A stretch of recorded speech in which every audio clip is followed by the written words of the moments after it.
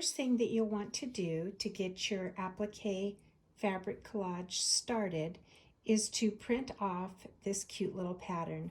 Since I do not have a web page, please email me at craftingwithnana@gmail.com and I will be happy to attach this to your email and send it back to you.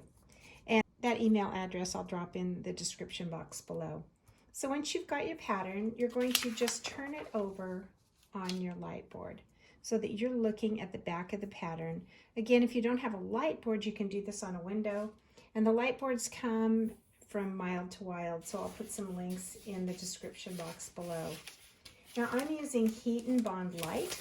It's a fabric bonding material that has an adhesive on one side and tracing paper on the other.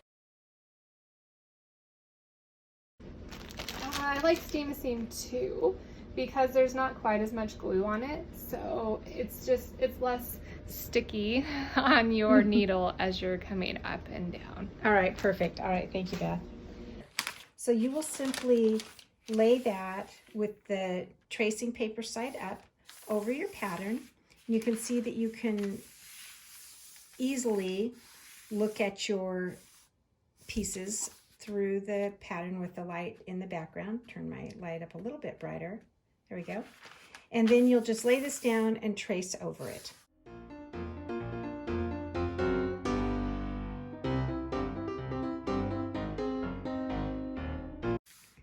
Now you can see that I have traced all of the lines and I have not traced anything that is intersecting with something else. So I still need, now I need to move my paper and pick up the bat and the pieces of the pumpkin's face.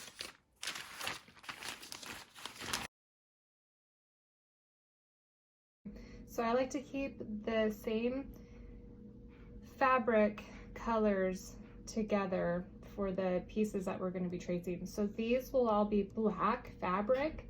So I would trace it all together so that they're pretty close to each other. So that then after you trace it, then you'll do a rough cut around the traced pattern so that then you can put this whole piece on top of your black fabric to cut it out. Okay, got it.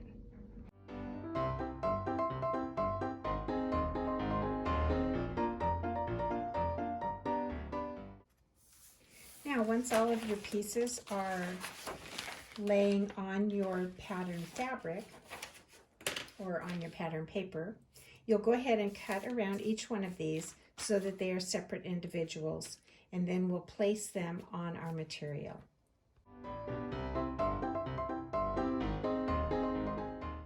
I'm just going to rough cut around each of these. My pumpkin's face and my bats are all going to be on black material, so I want to set those aside and keep them together.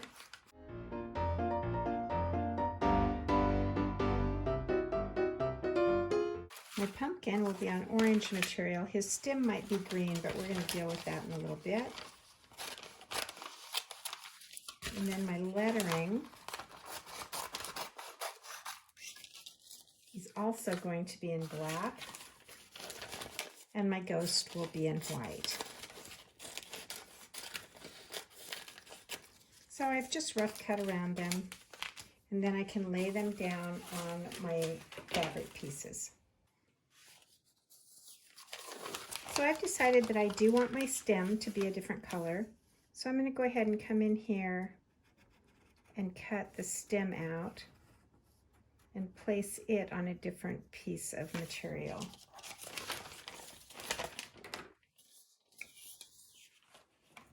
Now, if you're in the middle of your project and you decide you want something to be a different color, or you want to break something out differently on your particular collage, just grab your light board and retrace that piece differently. But this is still going to be black. These are going to be black letters.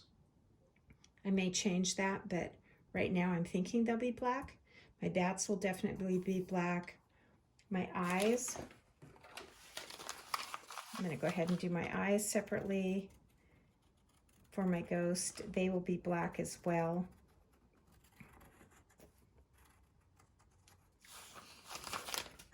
we'll also rough cut those and set them aside. I don't think I've missed anything else. You could go ahead and completely draw this ghost out. You can see that I simply did the outline. When you're machine stitching or hand stitching, you'll stitch through fewer fabric layers and fewer glue layers. If you cut out a partial ghost. Yeah, if you let's do show a that again. partial Okay. cutting like Okay. this, then you're stitching through fewer layers. We decided that it would be easier. My daughter hand stitches. I'm going to use the machine, so for me it wouldn't matter. But I decided for the purposes of this video that I would go ahead and do a partial ghost, and then we'll lay the outline of our pumpkin over the top of that ghost.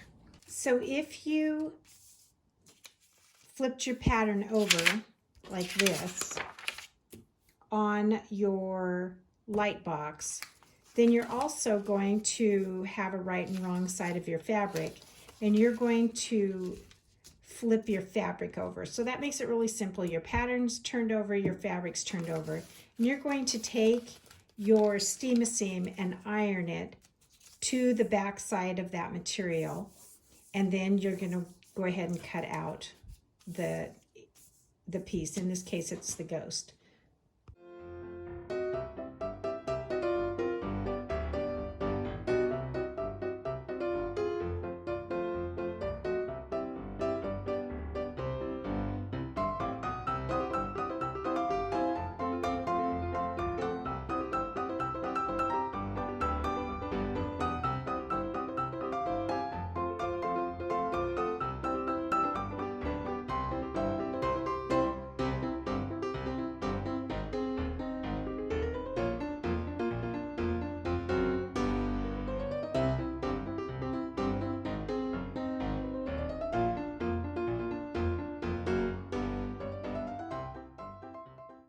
Our framed piece will fit inside an 8x10 frame. So I went ahead and found the frame I was going to use and cut my background fabric as large as my frame. So I'll probably end up cutting it down a little bit, but one of my goals as I cut all my pieces out will be that it fits inside this viewpoint. So I'll lay my pieces on my background and make sure that they're going to fit inside my glass, because that will obviously be very important when I lay the frame over the top of it. I want to see my entire cute picture. Right, now that I have all my pieces laid out, I'm going to grab my linen fabric that will be my background fabric, and I'm just going to refer back to my pattern and lay everything out like it needs to be.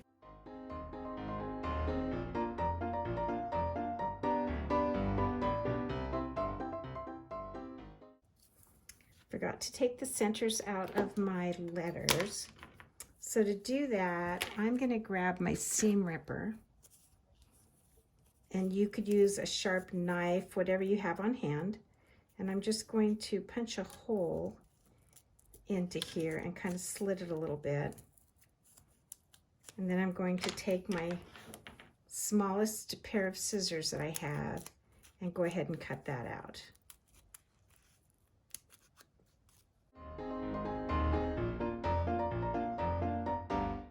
The nice thing about this light bonding paper is that I can go ahead and pull my paper off, and if you can see it in this camera angle, if I can get it to come off, it's very shiny on the back side, and that's the adhesive.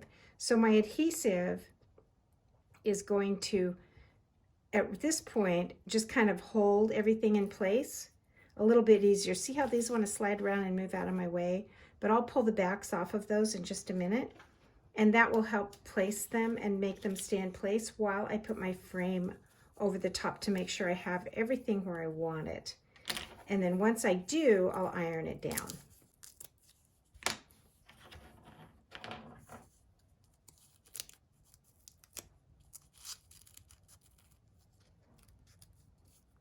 And once it's ironed, it will be permanent.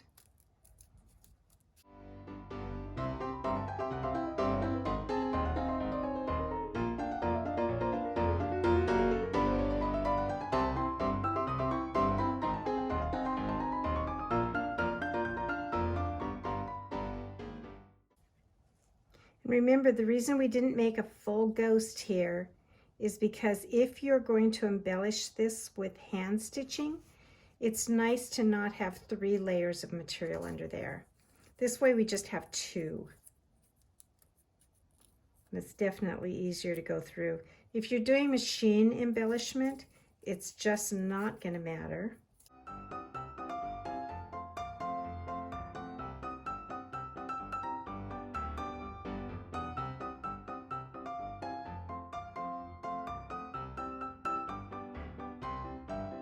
I can see already that I'm definitely off center with my linen. So I'm going to go ahead and pull my glass piece over here, because this is what's most important, is making sure that it's going to frame within that glass. So I can see that my pieces are probably in a good place. I might need to move my exclamation point down a little, but I am going to center this a little bit more so I can evenly cut the sides off when I go to put it in my frame. I think that's going to look pretty good. So then I'm just going to take my iron. Everything has the paper backing off, and I'm just going to set it in place. And it will adhere to my linen background. And just follow the instructions on whichever type of adhesive pattern paper you're going to use. Again, I'll put a link below for a couple of different kinds. One is probably better for hand sewing. This is what I had on hand, and I'm going to machine stitch mine.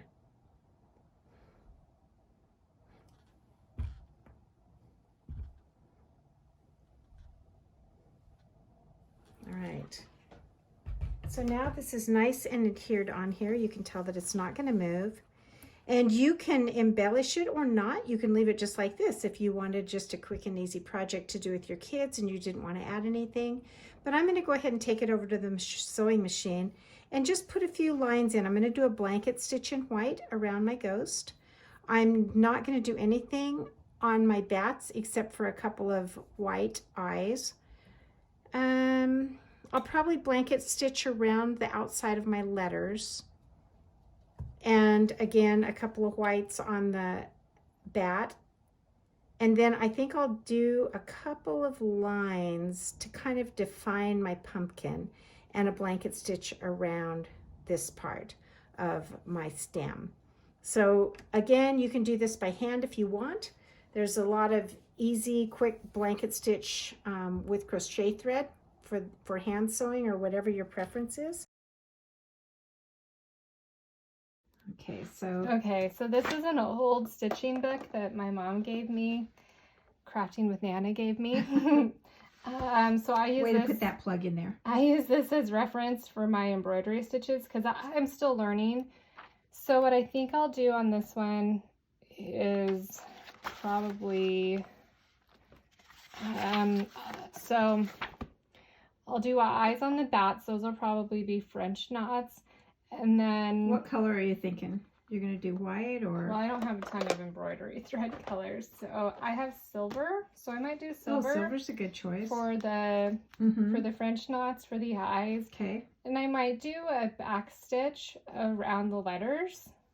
Okay. And then a back Would you stitch. do that on the letters themselves? Yeah. Or, okay. All right. To just kind of just add to a little give texture it a little, to it. Okay. Then I would probably do this yellow maybe to do a back stitch on the ghost. Okay. Maybe back stitch isn't, see, I'm still learning my stitches, so maybe back stitch isn't exactly what I would want to do. I think actually basic running stitch, right? Okay. Just because what I'm thinking is a dashed line. Okay. Just a dashed line of stitches for like the Yeah, outline. that would be cute. I like how these are just evenly spaced on that runny stitch. That would look really cute on there. And then for the pumpkin, So then I want to outline the segments of the pumpkin also with thread. That I have this variegated that I think would look nice. And that one, what I did on my other pumpkin. Did you buy your threads off Amazon? No, I think I got them from Michael's. Oh, okay. Great. That's another good idea. Coupons.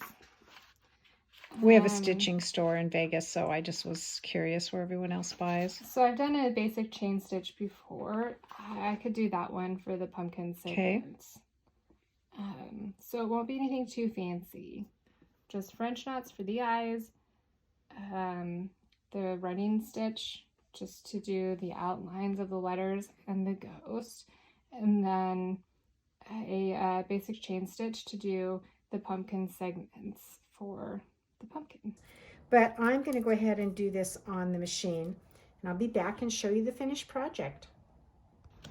So I've gone ahead and done the blanket stitch on my Halloween picture, and I really like how my blanket stitch on my machine kind of frayed the edges where I went around the letters and around the ghost and around the pumpkin.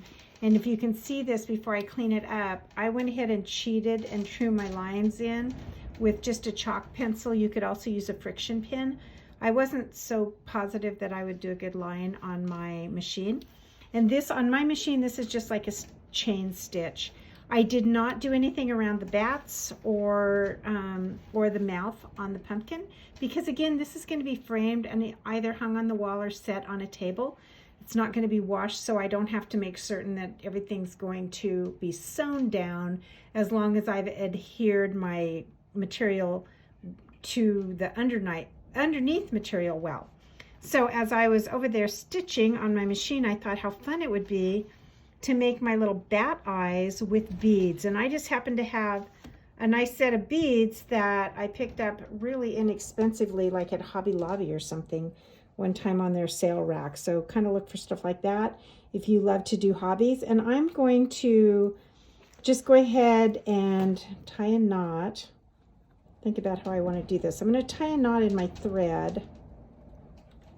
This is an old fisherman's trick right here.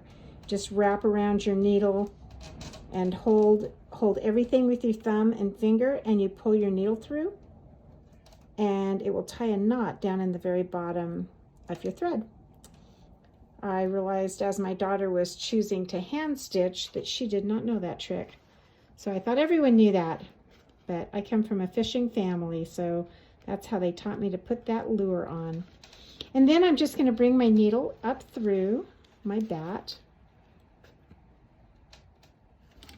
And you can see that I'm using white, so since I'm using white beads, I'm using white thread. And I'm going to put just a few beads on here on my needle. It's really helpful to have a beading needle for this, one that's going to be small, and if you want to make sure that your beads are going to go over your needle all the way, including the eye of the needle. And mine do nicely. So on my bigger bat, I'm going to do like maybe 4 or 5 beads on each eye. We'll see how that looks when I get it done.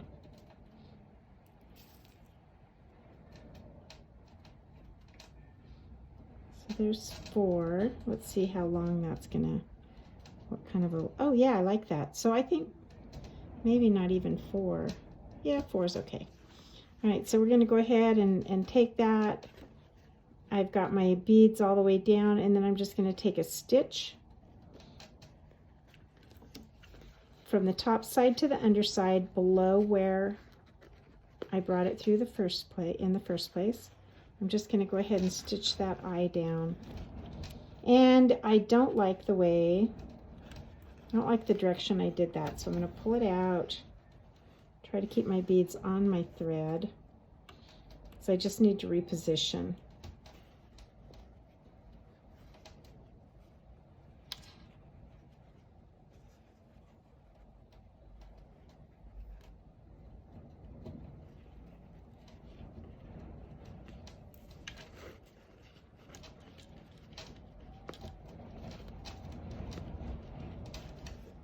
And once I have my beads the way I want them, I'm just going to come to the back side and do a little stitching to tie off my thread. And then I'll repeat the process for the other side.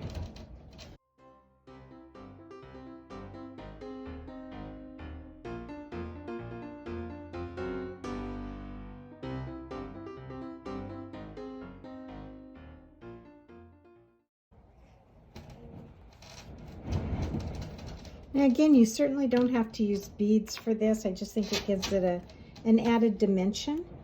But you can use thread, you can hand stitch or machine stitch. And if you have a lot of beads and you love beading, the other thing that you could do is embellish a lot of different things with beads. It would be kind of fun. Just going to put 2 beads on the smaller bat's eyes.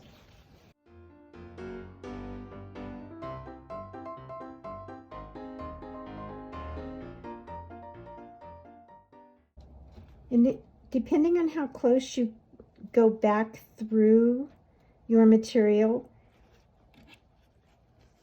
the position from your bead or where you came up the first time and going back through, the closer you are to your bead, the more your bead is going to kind of just bulge out. If you want them to be super flat, then you'd want to take a longer stitch. I hope that makes sense.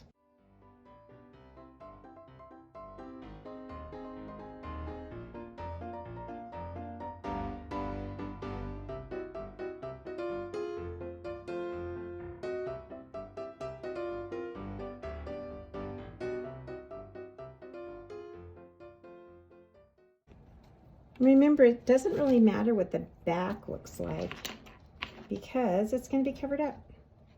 I mean, if you wanted to do this for a pillow or something different, you might decide that you're going to stitch everything down if it's going to be washed ever.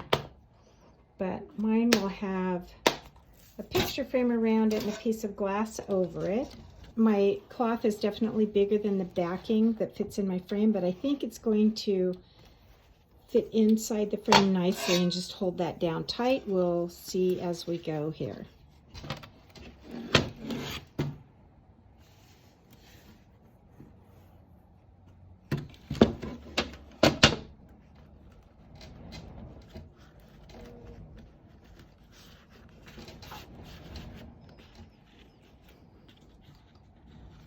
Give that a test.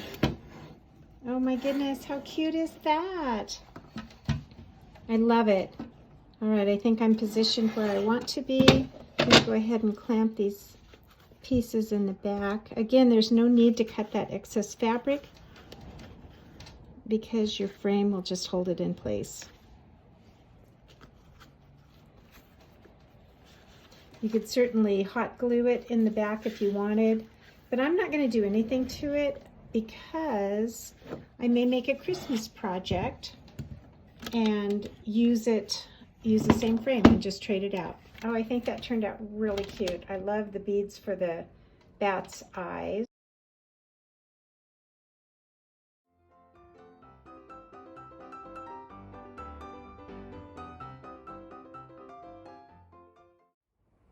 I hope that you've enjoyed this simple project to add to your Halloween decor. Happy Halloween from Crafting with Nana. Bye.